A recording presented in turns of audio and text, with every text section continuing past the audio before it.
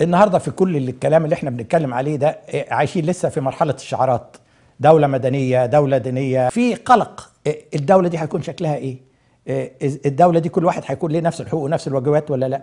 افضل حاجه عشان نقضي على كل الجدل وكل القلق الموجود ده النهارده ان احنا نعمل حاجه وثيقه لحقوق الانسان. طيب قول لي، بنقول دوله مدنيه، تعال نقول يعني ايه دوله مدنيه. دوله مدنيه يعني كل واحد مننا حقه انه يعتقد العقيده بيؤمن بيها، علاقته بربنا دي حاجه خاصه بيه، محدش واصي على التاني. حريه الراي انه يعبر عن رايه وما يروحش محكمه عسكريه ولا يروح ولا يتقبض عليه ولا يتعذب. بكره هتكون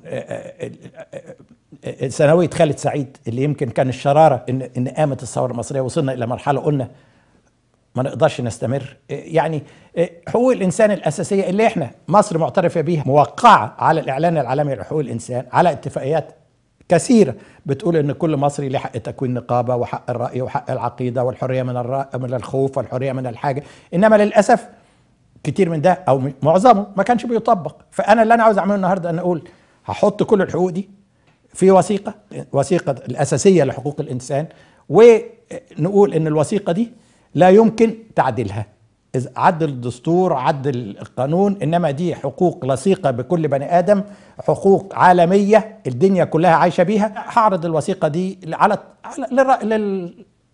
على الناس، واذا حصل توافق شعبي يبقى بعد كده ما نعمل دستور ونقول دوله مدنيه، شكل الدوله رئاسيه، ما حدش هيقلق، لانه عارف في النهايه ان الحقوق الاساسيه كلها محفوظه ومصانه ولا يمكن التصرف فيها ولا تغييرها.